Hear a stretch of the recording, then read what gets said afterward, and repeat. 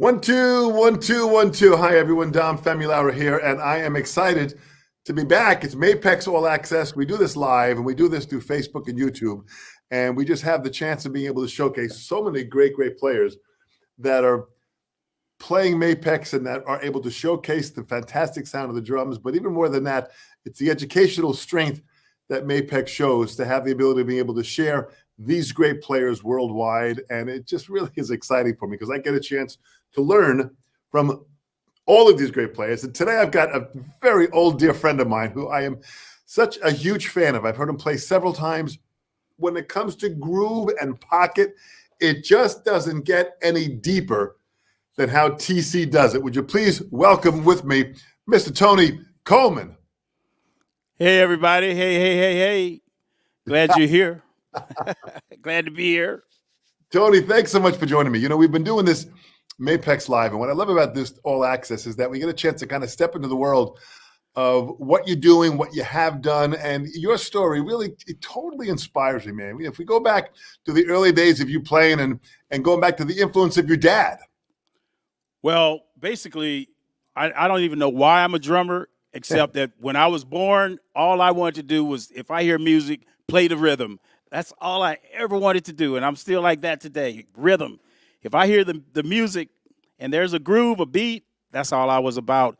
But my dad was an MC and a disc jockey, famous disc jockey. He was the MC at the Apollo Theater in Harlem, and so he got a chance to actually introduce a lot of those artists to New York, to Harlem, to the world, who had never had an opportunity to come up there, and he was one of the main guys to promote them, you know.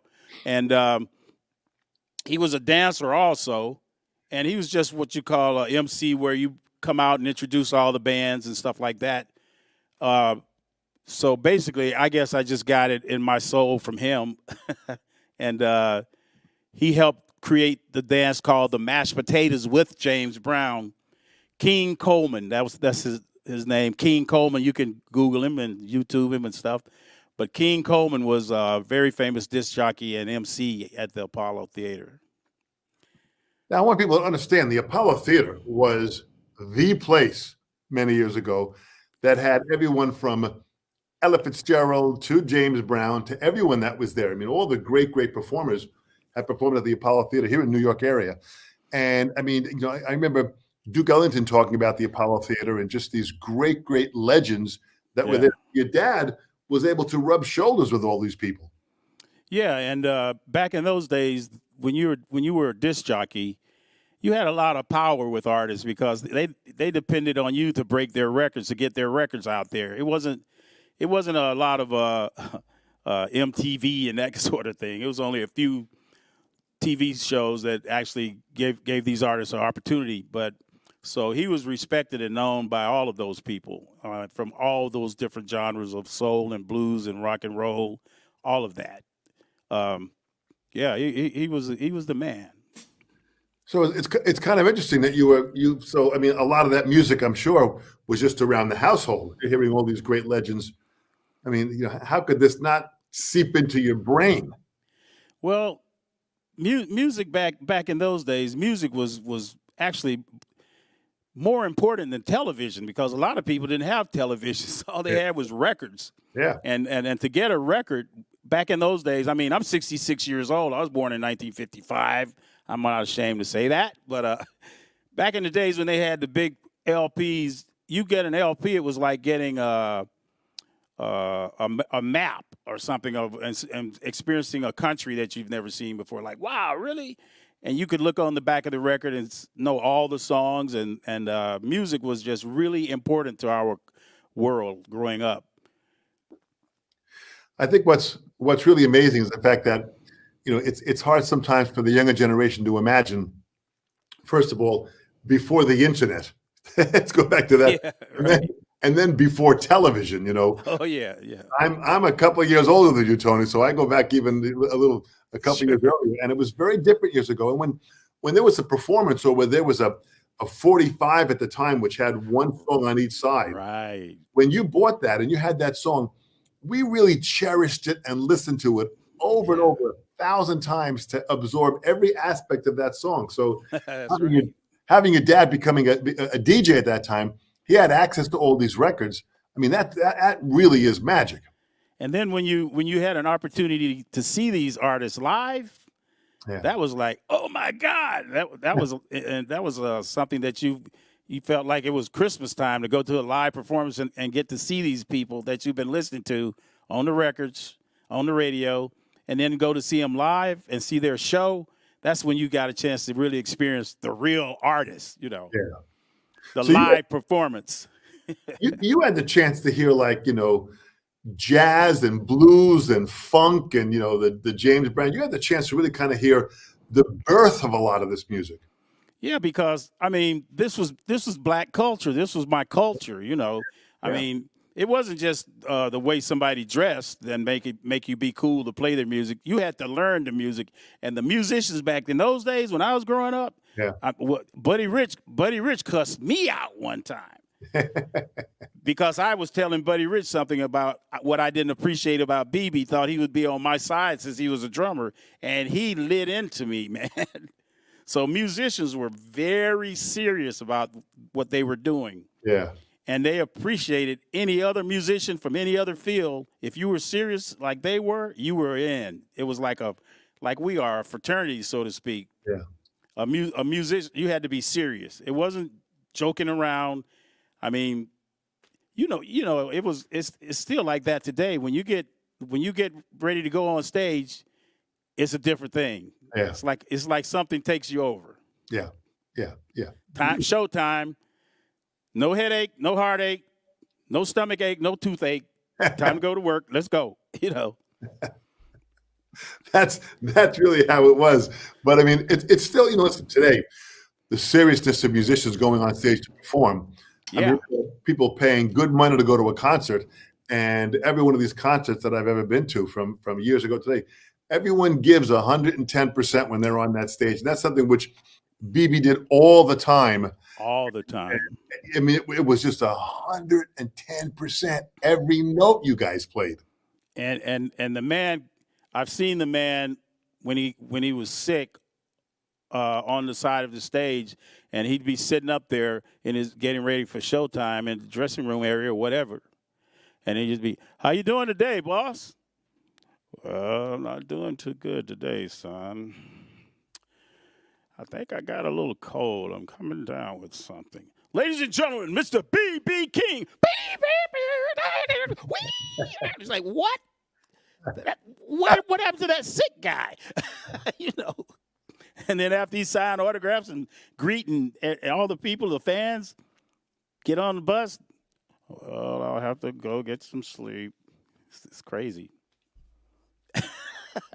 When you think about it, that's a lesson that fortunately you had learned, and many of us had learned from meeting many of these great people. They had a personal constitution that was give the audience what they want, and it was never a point of laying back and just going and doing the gig. Each gig was played as if it was their last. Exactly. And looking back at him now when he got older and he was still on stage which happens to a lot of us artists, it's very difficult to tell him, "Okay, it's time. Come on, let's go home." Man, you have to basically shoot him with a Tommy gun to get him off stage. It's just that's what they know, that's what they do, and they feel like they're responsible for everybody. When you're committed, it's called commitment. It's commitment.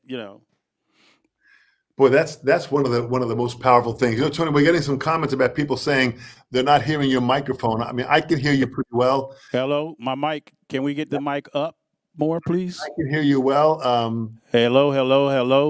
Hello. So we'll see if anybody still can't hear him at this point, let us know, and we'll correct it. But I can hear you. I can hear you well. Let's keep on going. Okay, can you hear me now? I absolutely can, for sure. Can the people hear? Hello, can you guys hear somebody out there? We'll see if somebody gives us some feedback, and we'll see how it is. But other than that, let's keep on going. So okay, I can hear him well. There it is. Fantastic. All right, good. We've got, well, people that are joining us. It's fantastic. We've got a variety of people that are joining in here. Jeff Towers is with us. Nina Hey, Jeff. Parra from Brazil is with us. It's great to have Nina here. Hey. Carlos Gutzman from Florida, who's I think he's out traveling now as a tech for many of the top players. Jerry Brown, Yeah. and so we've got some great players that are joining us. We can hear you. Walter Williamson, we can hear you. Okay, we're good. Okay, good. So tell me, Tony, about James Brown stuff. You're playing. You've got this blues / shuffle / funk style in your playing. If you had to give me a James Brown groove, and you got a beautiful Mapex Evolution kit that's there. Yeah, it's really nice. Just tap those drums. Let's hear those drums.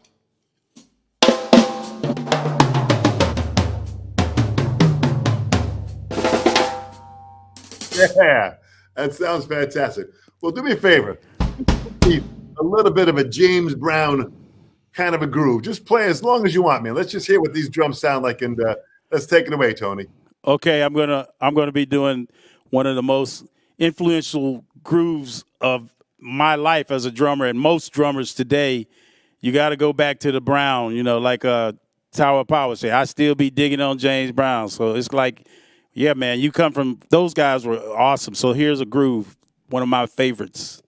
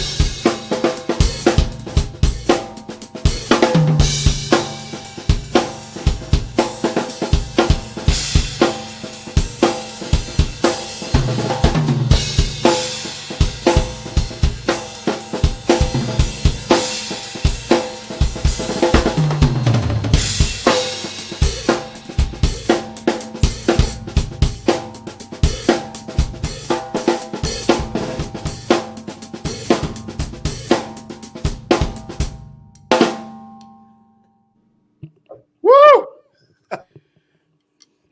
Hello. Tony, thanks, man. Well, your pocket is just so deep and just so it's just got such a fun feel to it when you play. Well, when we talk about groove drumming, it's really something that drummers have to focus in on doing without being flashy, because you'll hear a lot of guys, say things like, "Man, that's boring," Yeah. or it's so repetitious. Well, excuse me, but as a drummer, you're supposed to be the heartbeat, the one that locks it in so everybody can play around it, because around that beat, it's what we call the yin yang washing machine feel. Cheek, choo, cheek, ba, boo, ba, cheek, boo, boo, ba, boo, ba.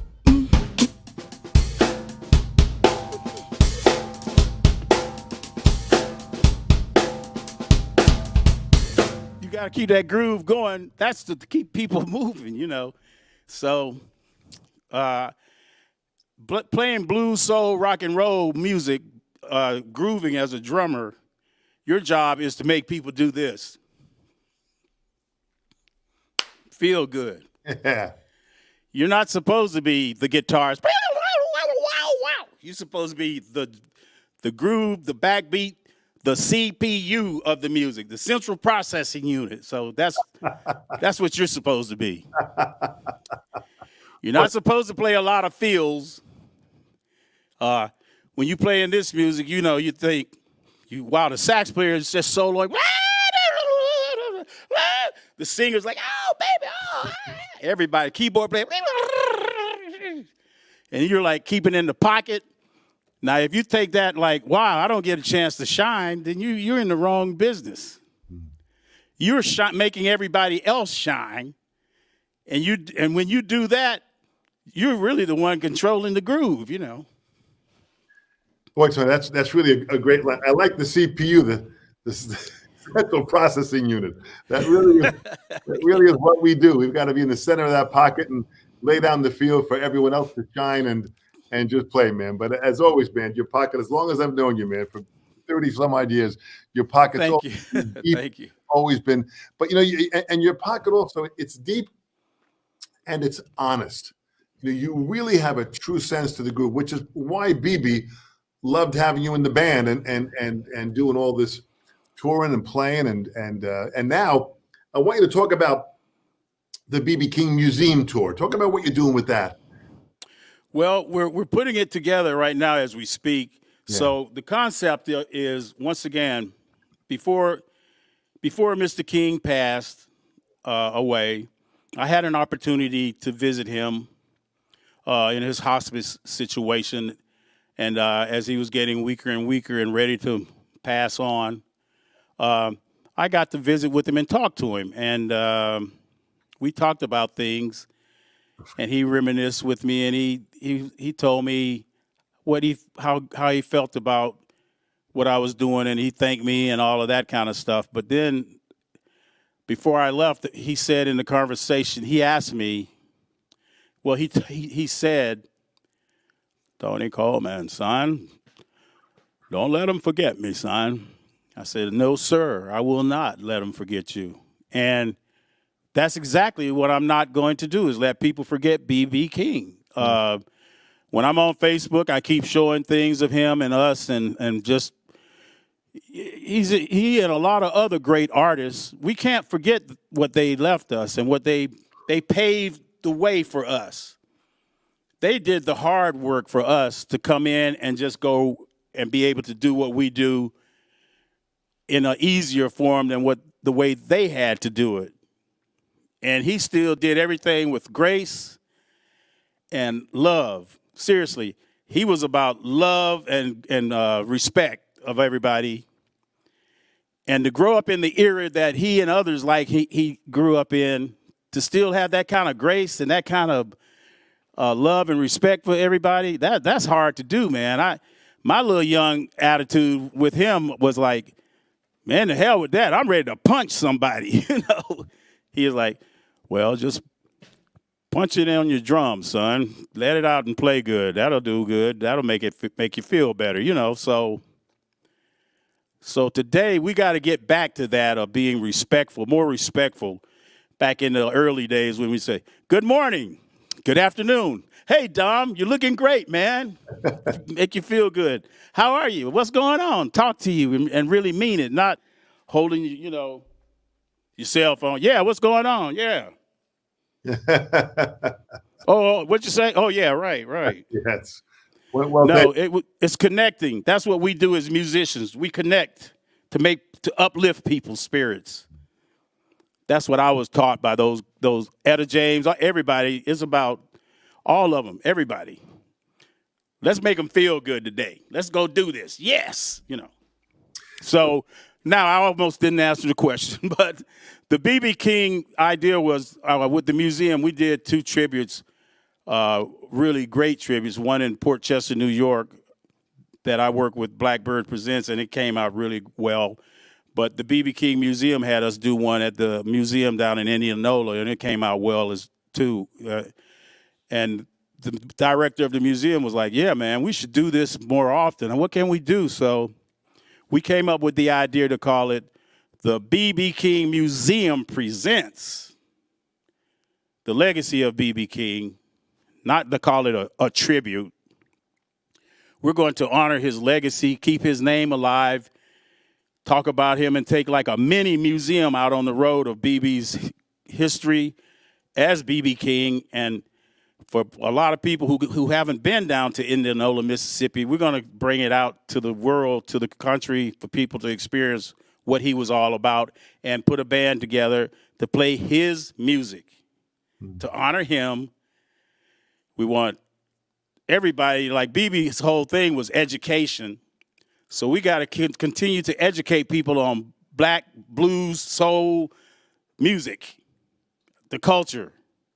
And that's what he was about. So we're going to reach out to everybody, all the millions of fans that are still alive that love BB, and the ones that don't know who he is, we're going to teach them who he is and what he was about through the museum, through his life from the beginning to the end, and share it with the world again, and do it through the music. And it's about BB King. It's not about me or anybody else. It's about him. This is about him. It has nothing to do with Tony Coleman was BB's drummer. Yeah, okay, a little bit, but no, we're going to honor him and those like him. That's what it's all about, the BB King legacy. Boy, Tony, this is so fantastic. I had the chance of playing a couple of shows with BB King. Yeah, you told me.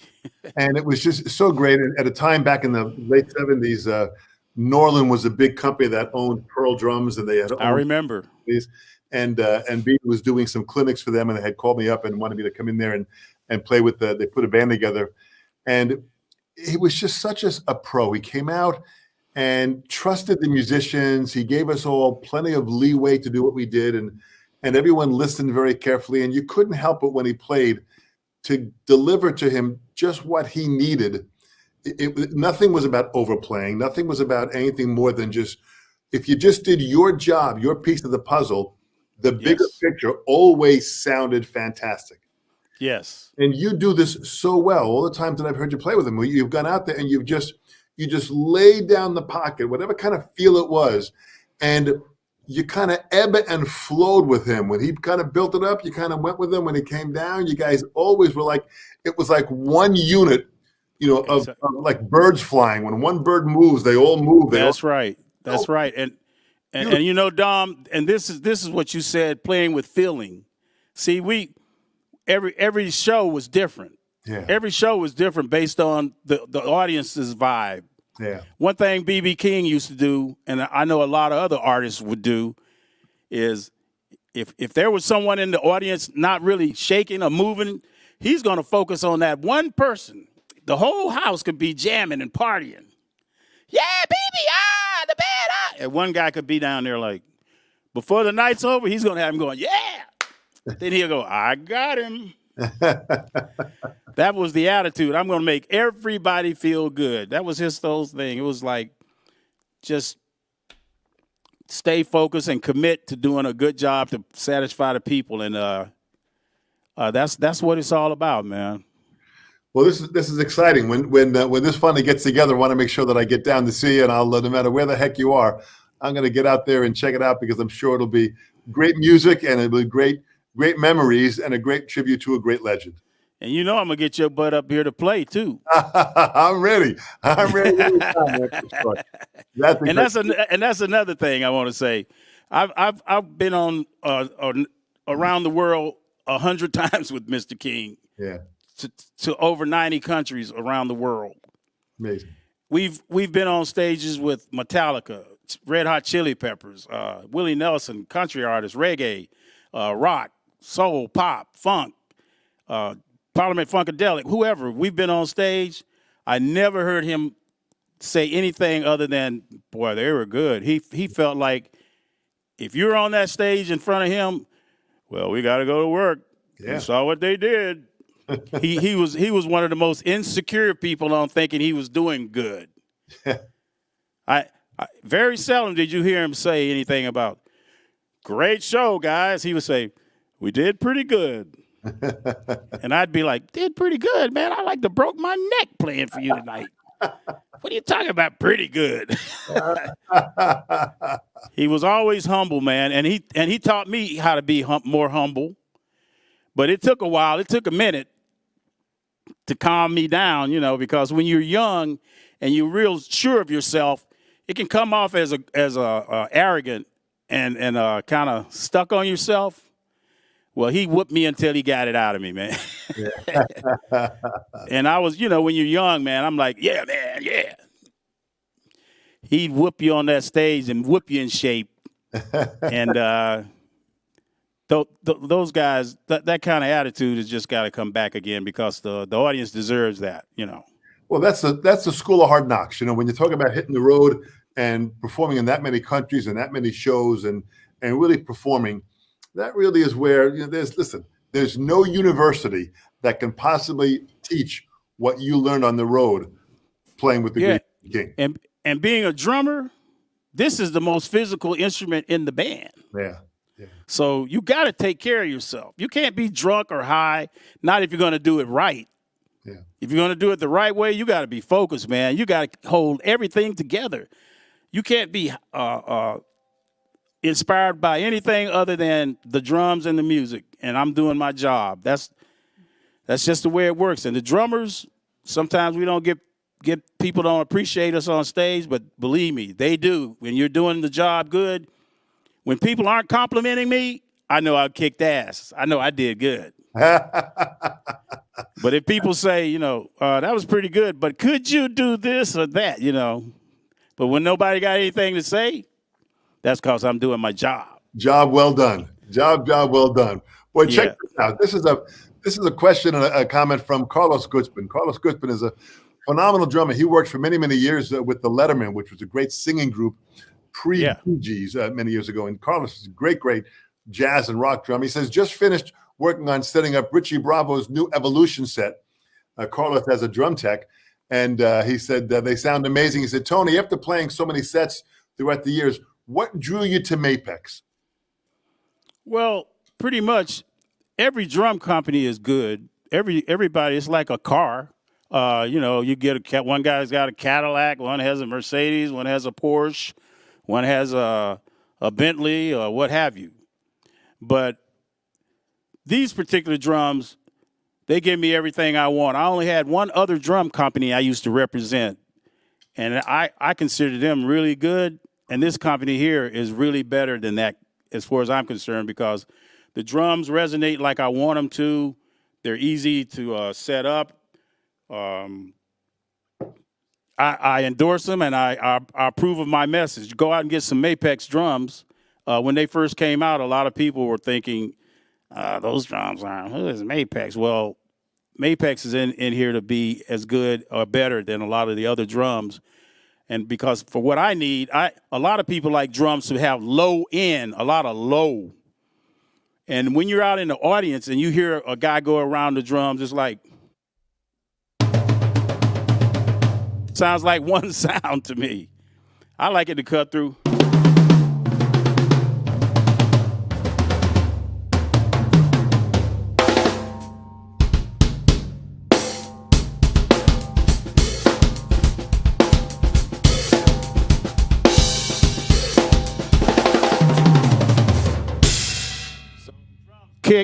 The drums kick, they're strong, and they got some life.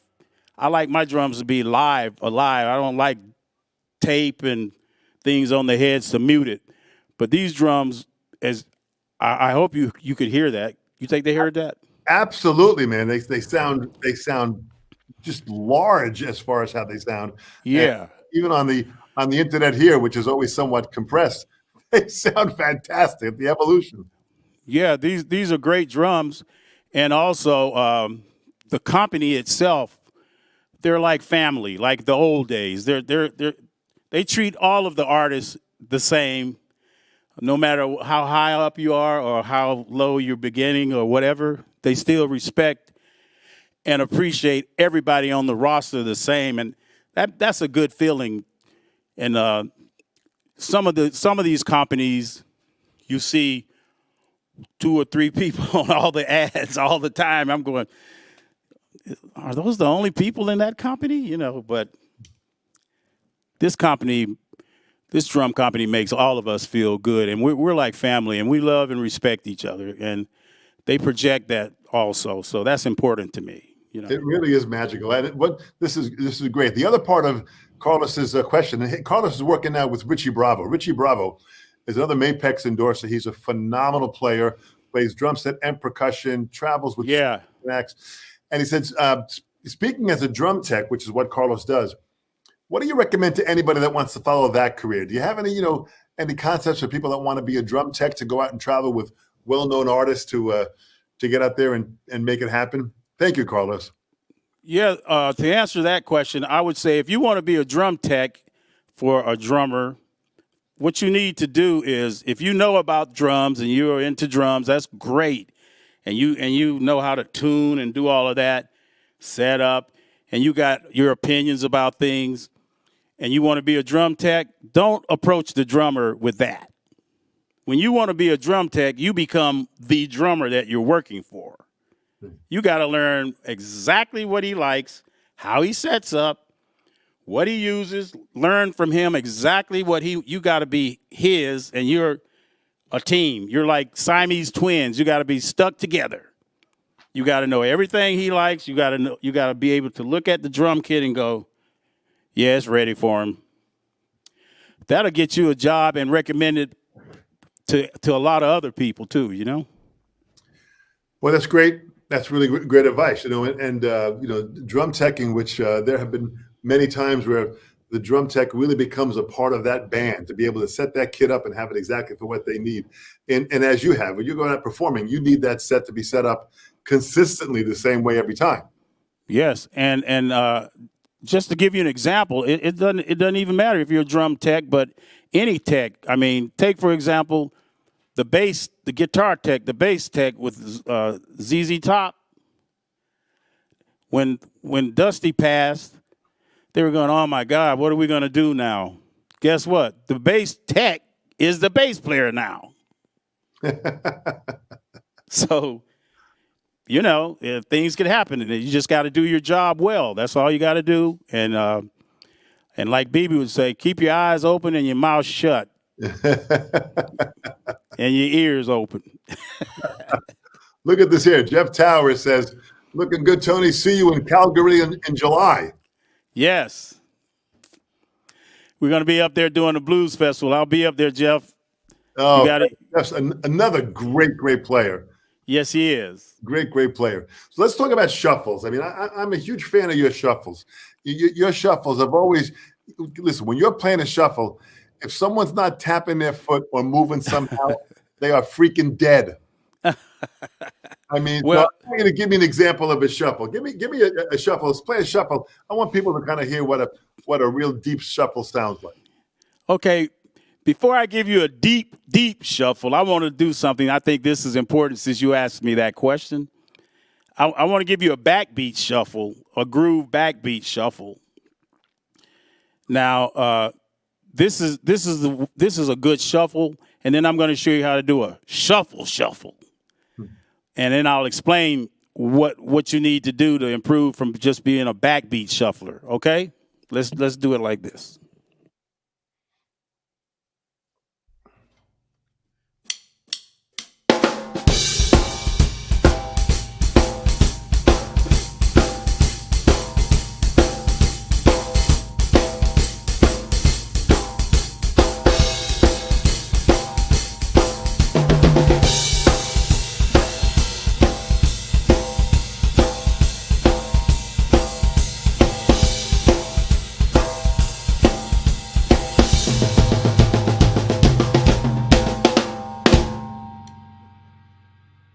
Okay.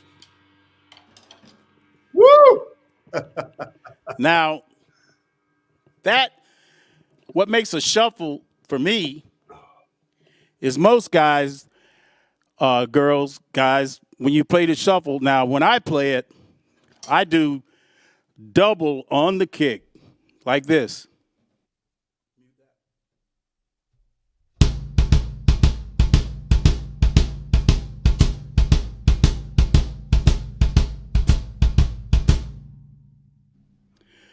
And double on the ride or the hi-hat.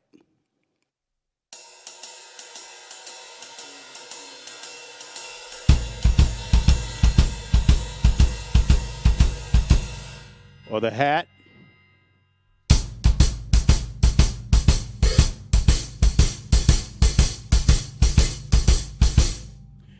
And you do the backbeat. I use the butt end, by the way, of my snare to get, because I hit the head and the rim.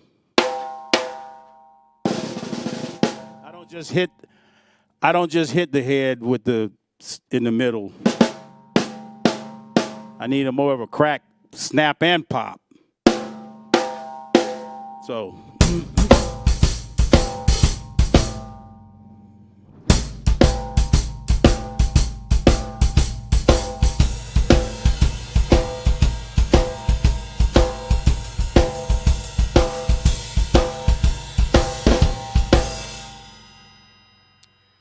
Now, a lot of guys just play straight 4 on the kick.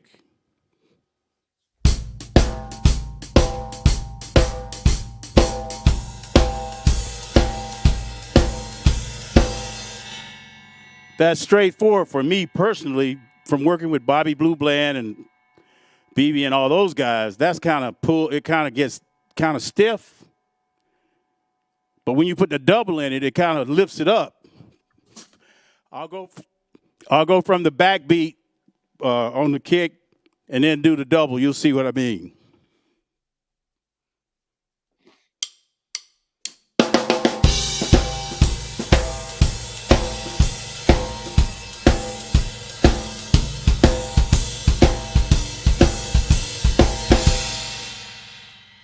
Could you feel that?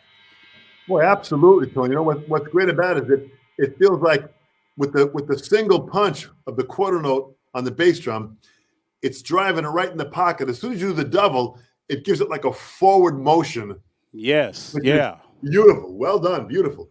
And a lot of guys don't do the double because, man, that's too much work. No, it's not. You just got to practice it so it don't become too much work, you know. Boy, that really is well said. The drums you have, you're on the Mapex Evolution kit. Just talk about those drums for a second. I mean, they sound so fantastic. I mean, we're on the internet where sometimes stuff doesn't sound that great. This sounds beautiful. Just talk about that kit for a second and the snares that you have. Well, I have the Panther snares, the Black Panther snares. I call it the Black Panther snares. Black Panther. No, the Panther snares. There's so many different variations. For me, one of my snares has to be pop and one has to be crack, because for my world where I come from musically, the culture, these snares match what I need, and the drums, the resonation, the way they resonate. When you come from the black church, everything comes from gospel music, the black church, to uplift you, to keep you from going postal. You have to pray and Namio Ringe kill sort of thing, But the black church, hey, Lord, oh, Jesus.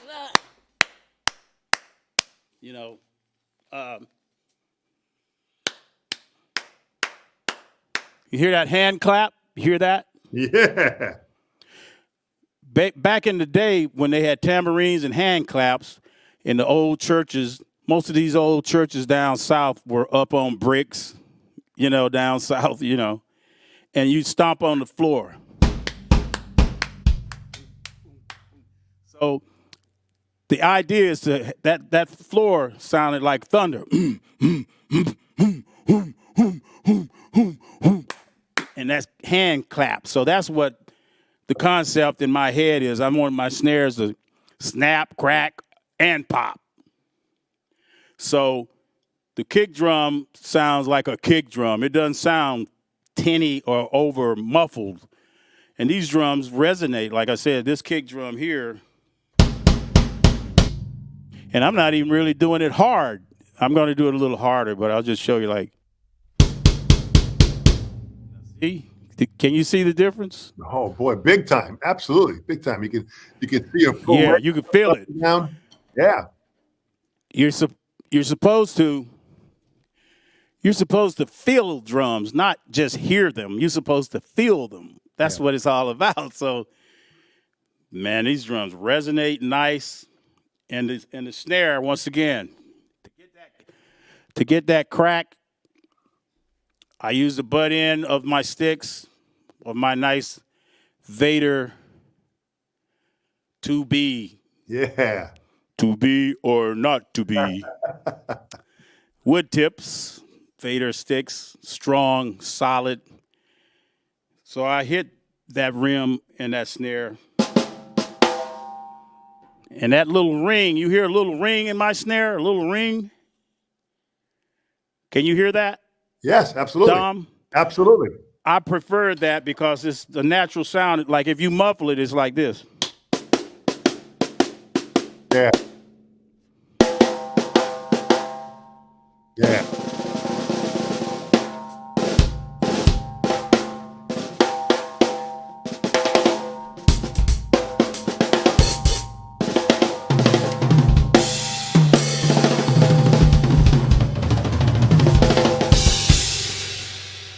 You know, it'll get your attention. Beautiful. Hey, you got our attention pretty clearly. Absolutely. So these drums are just great. A lot of people say things to me like, "Man, I got a vintage kit back in the day." You know, okay, that's cool, man. That's like you got a vintage, old '57 Chevy or something.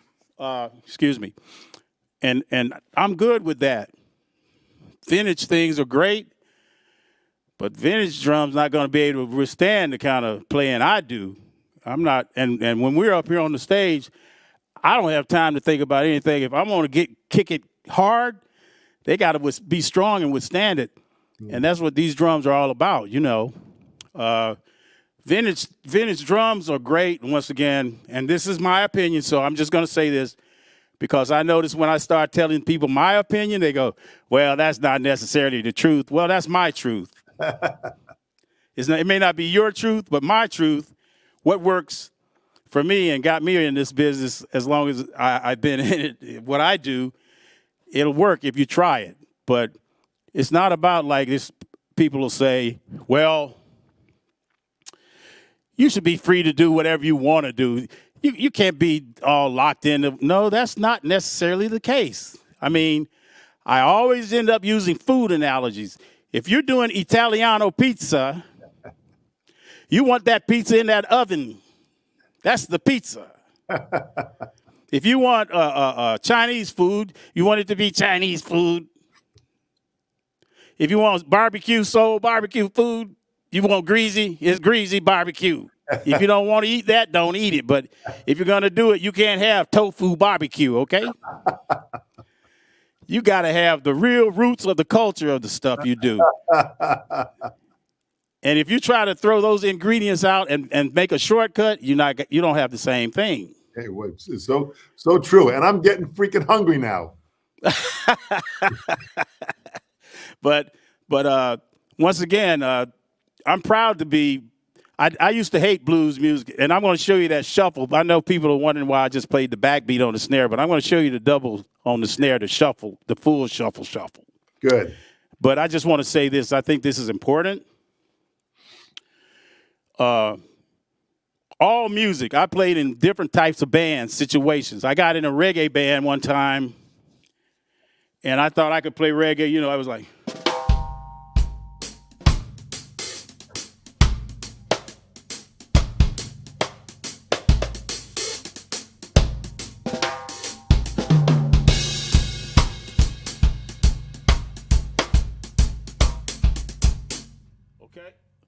Okay, I was playing a reggae field.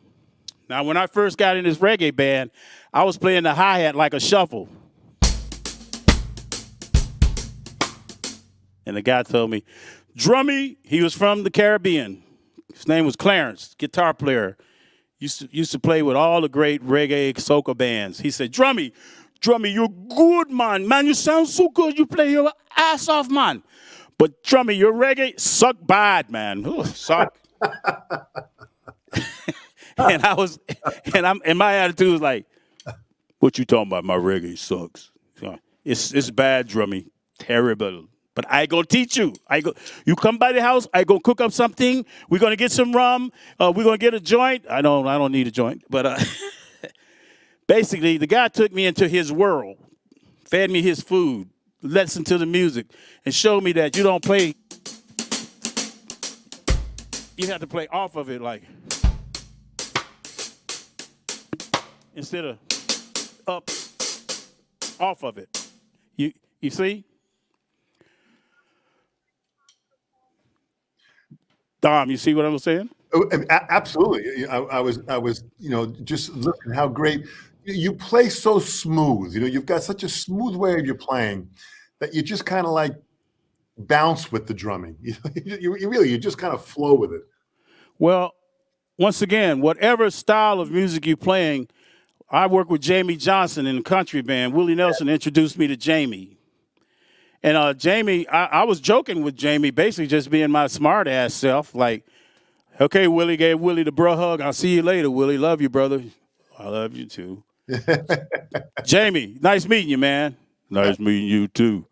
Hey, if you ever need a drummer, Jamie, give me a call. Well, give me your number. I gave him my number, and I was like, okay, that was cool. 2 days later, I got a message. Tony Coleman, it's Jamie Johnson. You said if I need a drummer, call you. Well, I'm in need of one. Can you give me a call, please? I called him back. He said, I said, yeah, Jamie, I got your message. Yeah, well, I was wondering if you'd like to play with. I got a couple of shows. I said, yeah, where at? Well, we're going down to Baton Rouge and Austin, Texas, and San Antonio and head back to Nashville. I said, yeah, sure, Jamie, but, man, listen, I don't know you. I don't know your music. He said, well, you know Willie Nelson and you played with B.B. King. I think you'll be fine. I said, okay, when are we leaving? Well, we're leaving tomorrow night. Tomorrow night? But to make this story short, I went out there and played the best I could of my ability. I didn't know that the country feeling stuff. I didn't have rehearsal to get it.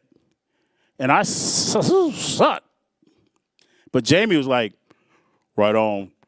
And I said, man, I'm sorry. He said, you don't know my music, but the people love you. We'll learn it. Went to the rehearsal, learned all of his music. Then we were going on tour with Willie Nelson, and he was going to replace Merle Haggard because Mr. Haggard was sick. So Jamie was going to do a few weeks out there until he got better. The first day of the tour, Mr. Haggard passed. So Jamie said, we ain't going to do no Jamie Johnson. We're doing all Merle Haggard songs. I'm like, oh, man. And he was calling those classic Merle Haggard songs that I had no idea and no time to rehearse. And, man, I was really sucking. We got through it a couple of times. Jamie said, Tony Coleman, sit this one out. And I did, and I was like, man, this sucks. Wow. So I said to Jamie, you need a country drummer who knows all of those classics. When you feel like calling a classic, you can't call it to me because it's not fair to me, the audience, or to you. He said, well, I guess you're right. And then later on he called me and said, how would you like to play percussion with me? I'm like, percussion? What is this going to be, Country Santana or something? He said, I like percussion because I used to be in a drum and bugle corps, and he played trumpet, horn.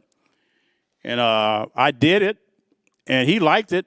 And I asked Jamie, I said, man, you okay with that? He said, yeah, just do what you do. I said, anything you want to hear? I'm fine. You fine? I said, okay. I said, but a lot of songs, I don't know what to do. Yeah. And Jamie was like, well, just go have a beer or go smoke or joint or something. I don't know. But the bottom line is I think what Jamie liked about me was my attitude that I was honest. I wasn't trying to fake it or to make it. If I can't do it, hey, I can't do it.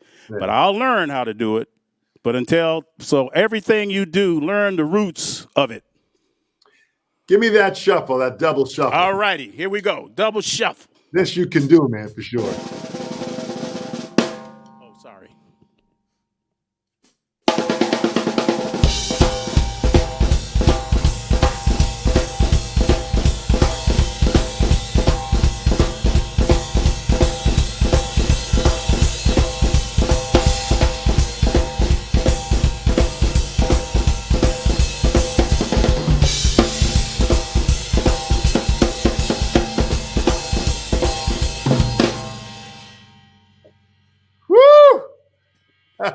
Now we're talking. Well, I want to talk about it though. Now, the double shuffle thing on the snare, whether you use match grip, or conventional grip.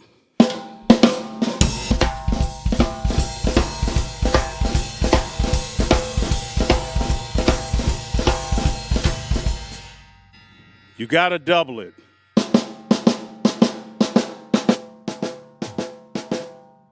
Let me demonstrate.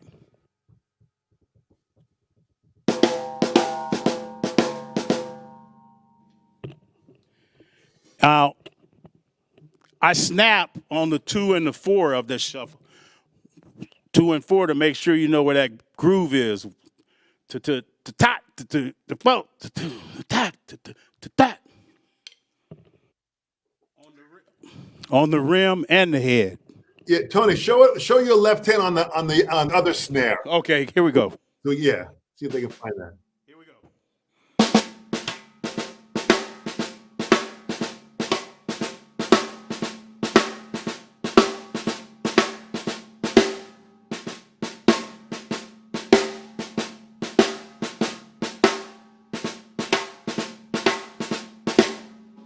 Beautiful. Because if you just do it in the center and the music's loud and energy and you don't hit that rim, it'll be just regular sounding like this.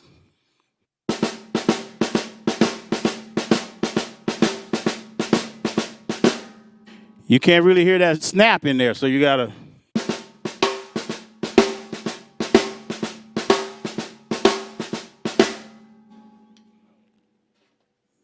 Did you get it?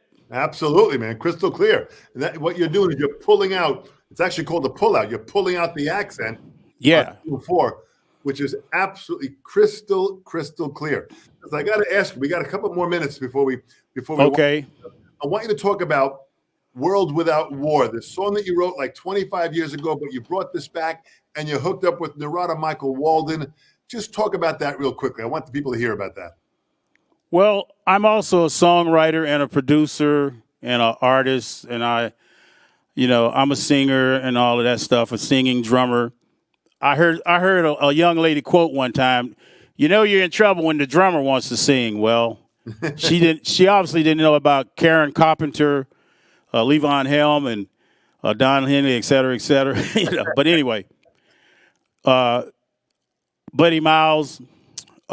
So anyway, I write a lot of songs because I always try to watch the news to see what's going on around the world. When you travel around the world, you want to know what's going on around the world. Like I'm getting ready to go to Liverpool for the drum show.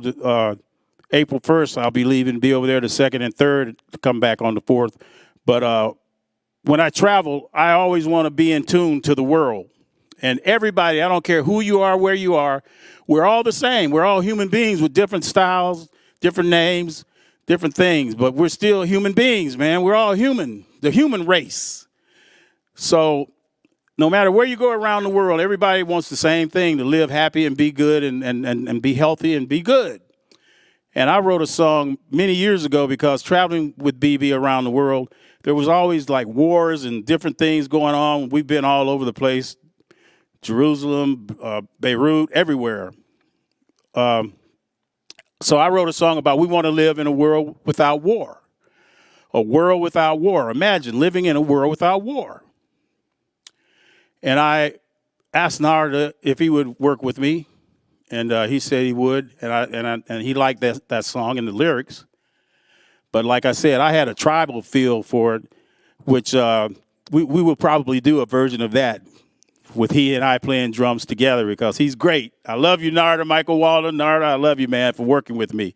The first producer of his caliber that gave me a shot to work with him, and I begged a lot of people, lots. I don't have to give their names, but Narada said, yeah, man, let's do something. So this song we did together, A World Without War, the words I wrote, and he put his flavor to it.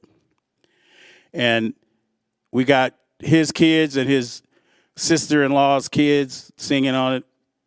A world without, we want to live, it's going to be. We just did a video on it this past week, and it's going to come out. We did it at Narda's studio. And if people don't know who Narda Michael Walden is, check him out. The guy's, gosh, man, this dude's, you know what I'm talking about, Don? Oh, boy. I met Narda about 35 years ago, and he just blew me away, no matter who he has performed with, whether it was, my gosh, going back to the fusion stuff, Mahavishnu, whatever it was. He just was he's so, emotionally involved in every note that he plays. It really a very, very deep person to listen to and understand. Absolutely.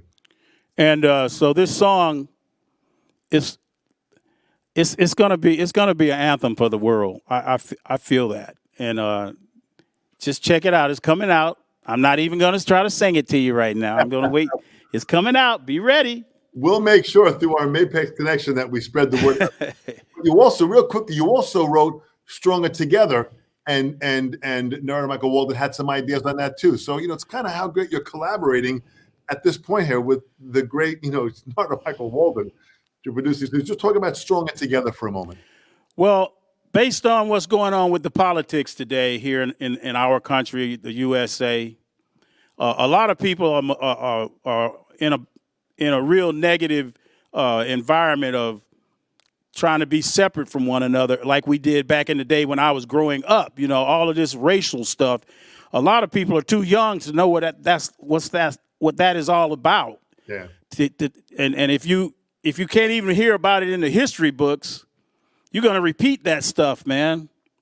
And the way the world is going with these politicians that are running stuff, that instead of trying to find a solution to living together, it's separating people from each other based on that old stuff, color of your skin, what kind of what you like personally with your life or whatever.